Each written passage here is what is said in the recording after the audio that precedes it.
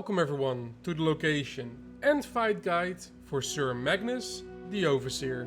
The boss can be found in the sacred silver mine, as shown on the map with the blue marking. For this boss fight I used the illustrious bastard sword, pendant of the Duskwatcher and the Dawn-Torn armor set.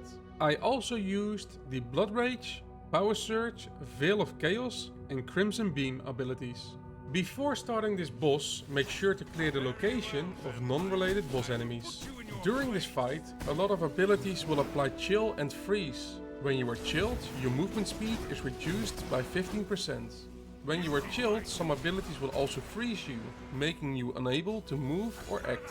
Also during this fight, from time to time, prisoner adds will join the fight that will attack the boss. The boss will swing his halberd in an arc. When hit, this will deal a decent amount of damage, knocking you back and applying chill. Try to move away from the boss to avoid this damage. The boss will also fire 3 frost projectiles at the same time. When hit, this will deal a decent amount of damage and applying chill. Keep in mind, however, that if you stand too close to the boss, you can get hit by multiple projectiles at the same time, which could lead to a large amount of damage and also get frozen for 2 seconds. Try to sidestep these projectiles. The boss will also spin his halberd in a circle around him. When hit, this will deal a decent amount of damage, knocking you back and applying chill. Try to use your dash ability to move away from the boss to avoid this damage. The boss will also perform a charge. When hit, this will deal a decent amount of damage. After this hit, the boss will throw you over him. When you land, you will also be stunned for about 1 second. Try to sidestep this charge. The boss will also throw a frost projectile that will land after a few seconds. When hit, this will deal a decent amount of damage and applying chill. Try to walk out of this. The boss will also stomp the ground with his halberd, releasing a frost wave. When hit, you will be chilled for about 8 seconds. After this wave, a lot of circles will appear. From these circles, ice pillars will erupt after a few seconds. When hit, this will deal a decent amount of damage and knocking you into the air, and when you land, you will be incapacitated for about 1 second. Try to walk out of this. The boss will also apply an ice shield on himself.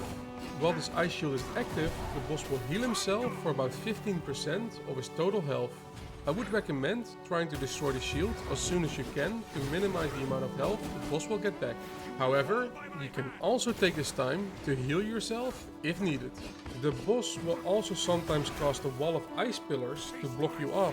When hit, this will deal a decent amount of damage and knocking you into the air, and when you land, you will be incapacitated for about 1 second.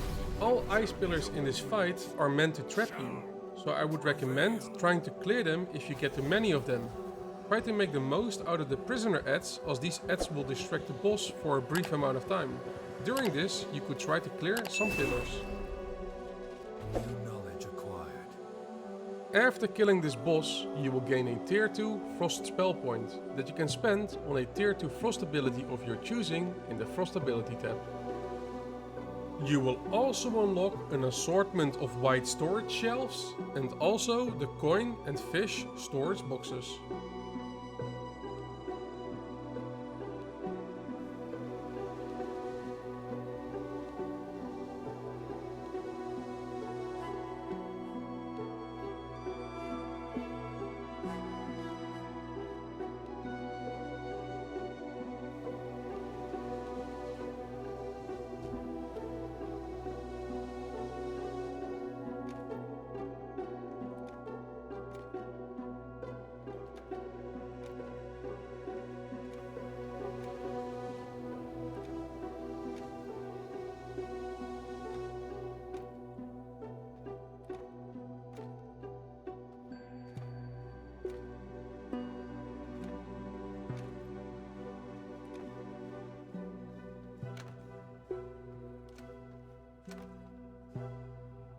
And finally, you can also craft the Phantom's Veil Cloak and various skins when unlocked at the tailoring bench.